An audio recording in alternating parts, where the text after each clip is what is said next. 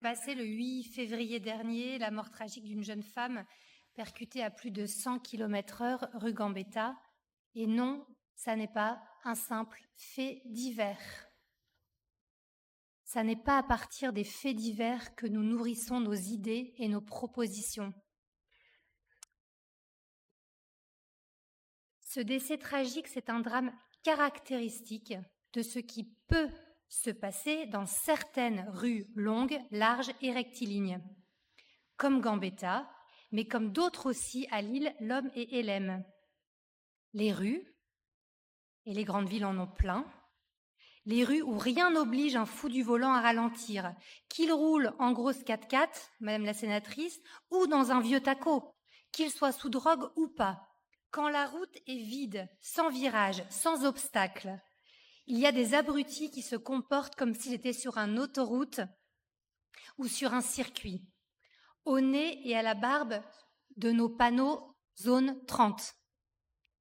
C'est pourquoi, dès le 11 février, nous avons demandé des mesures concrètes pour la rue Gambetta, plus de contrôle, des aménagements simples, le renforcement de l'éclairage, des radars pédagogiques, peut-être des ralentisseurs, un plan de circulation revu, la vidéosurveillance si nécessaire. C'est vous qui avez les services experts. Nous avons simplement listé l'ensemble des possibilités pour couper l'élan des fous du volant. Et surtout, nous vous invitions à un vrai dialogue avec les riverains. Nous avons ensuite alerté la métropole pour qu'elle mobilise à vos côtés ses équipes techniques voirie. Nous avons reçu leur réponse. Il y aura bien de grands travaux rue Gambetta, à votre demande, dans le cadre du PPI, plan pluriannuel d'investissement, mais évidemment pas tout de suite. Donc, je me permets de vous poser ces 3 questions. Votre plan pluriannuel d'investissement, qui a donc bien listé la rue Gambetta comme devant être requalifiée, mais quand et avec quels grands objectifs, si vous l'avez fait inscrire, c'est que vous avez déjà quelques objectifs en tête. Est-ce que c'est l'esthétique? Est-ce que c'est la place du commerce? Est-ce que c'est la sécurité? Est-ce que c'est les 3? Deuxième question, en attendant ces grands travaux, quelles mesures transitoires la ville a-t-elle prises ou demandées à la MEL ou à l'État, donc hors PPI, sur des budgets de droit commun, pour améliorer les choses? Quelles actions concrètes auprès des riverains qui sont quand même porteurs d'une pétition? Troisième et dernière question, monsieur le nouveau maire de Lille, est-ce que vous êtes prêt à aller plus loin, c'est-à-dire à l'échelle de la ville? Nous l'avions proposé à Martine Aubry au conseil municipal de février, un diagnostic partagé des rues à risque de rodéo. Mon petit doigt me dit qu'elle n'a pas forcément mis ce sujet en haut de la pile quand elle vous a donné les dossiers. Alors, je retente ma chance avec vous ce soir. Ne pensez-vous pas sérieusement qu'il est temps de lister les rues dangereuses et de construire un plan d'action coordonné avec tous les outils et partenaires possibles? Et je ne parle pas forcément que de ralentisseurs, qu'on soit bien d'accord là-dessus. Nous pensons qu'il n'y a pas de fatalité, que l'on peut prévenir d'autres drames. On peut ou on doit au moins essayer, mais cela suppose effectivement une volonté, une méthode et un calendrier. Je vous remercie. N'écoutez pas non plus trop votre petit doigt, Madame Volon. Ça vous induit d'erreur. Monsieur Richir, terminons ce Oui, conseil. les mêmes interventions appellent les mêmes réponses. On va essayer quand même de varier un petit peu. Effectivement, ce qui s'est passé le 8 février, c'est évidemment un drame. Et d'ailleurs, ne l'oubliez pas, il s'en est produit un autre le mois suivant, le 16 mars, où une agent de la ville qui se bat encore contre les blessures qu'elle a subies a été écrasée par un véritable un truand, excusez-moi, qui était ivre et sous stupéfiant. Elle avait son gilet jaune, était sur un trottoir, elle allait sécuriser le marathon, et elle s'est fait faucher par ce type qui, en plus, est parti en fuyant et dont la passagère à l'arrière a piqué le téléphone portable. Vous aurez beau mettre tous les passages surélevés que vous mettrez à l'angle de la rue de Puebla ou autre, vous n'éviterez pas, hélas, ce genre de comportement qui est de la délinquance routière gravissime.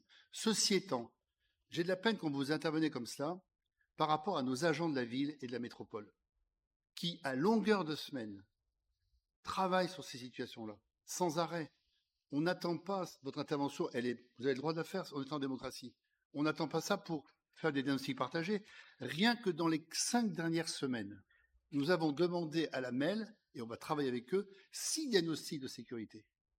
À l'angle Montebello de Ressation pour l'école La Salle, à l'angle Gustave Courbet pour l'école d'Adobriand-Buisson, à l'angle du Soir Courbet de la rue Auguste-Comte à Fives, rue du Bois dans le quartier Saint-Maurice-Pelvoisin, rue Barthélemy de l'Épaule à l'angle de la rue des Postes et de la rue d'Artois, rue Chevreul, rue Bourignon. Et nous avons au cours des derniers mois réalisé des aménagements de ce type-là, rue de la Bassée, qui était une rue dangereuse qui n'est plus aujourd'hui, rue de la Anne de la Bourdonnais au Bois-Blanc, on va le faire rue Abélard, et d'ailleurs, Charlotte Brun pourrait en témoigner et le porter, si la rue Gambetta, si on l'a dans la liste du PPI le plus haut possible, et on se battra pour un prochain mandat de ceux qui seront à l'exécutif pour qu'il soit fait, c'est bien parce que le quartier très tôt a fait remonter ces difficultés-là. Et d'autre part, on a également la rue d'Oisem, par exemple. Si on est en train de démarrer la réflexion de la rue d'Oisem, c'est certes parce qu'on voulait y faire une piste cyclable bidirectionnelle qu'on veut végétaliser, mais c'est aussi parce que la rue d'Oisem, qui est une rue longue, encore plus étroite que la rue Gambetta, avec en plus, vous le savez, des épiceries de nuit qui attirent des trafiquants divers et variés, c'est aussi pour la sécuriser. Donc je pense que vous ne pouvez pas dire, si vous voulez, qu'on ne fait pas ce qu'il faut en matière de sécurité. En permanence, les élus de quartier nous font remonter sans arrêt ces choses-là, et sans arrêt, les services travaillent sur ces questions-là. Alors après, en hiérarchie, quant à faire croire, encore une fois, il faut faire tous les aménagements de sécurité. Et encore récemment, on a travaillé avec les parents d'élèves et le maire de Lambersart par rapport à l'incident qui est survenu sur un passage protégé surélevé, avenue Dunkerque à Lille, en raison malheureusement d'un problème de visibilité par rapport au camion. Et sans arrêt, si vous voulez, on intervient sur ces questions-là. Mais croire par contre qu'un aménagement de sécurité, y compris rue Gambetta, et il faut faire tout pour la sécurité, croire que ça évitera ces drames-là, c'est une imposture, si vous voulez. Quand on a mis dans le mandat précédent, j'en termine, rue de Cannes, des ralentisseurs, on a vu apparaître des concours pour savoir qui décollerait le mieux sur le ralentisseur avec sa voiture. Donc le problème, il y a la sécurité, et il faut faire sans arrêt pour la sécurité routière, mais il y a par ailleurs cette délinquance routière de gens qui conduisent dans un état effroyable avec des véhicules extrêmement rapides, dont les loyers sont payés on sait bien comment. Et voilà, donc je pense que ne mélangez pas les choses, et surtout en procédant ainsi, vous risquez d'introduire une espèce de démarche démagogique qui ferait croire aux gens que seuls les aménagements traitent les choses. L'aménagement, il peut traiter l'imprudence, que j'appellerais l'imprudence classique.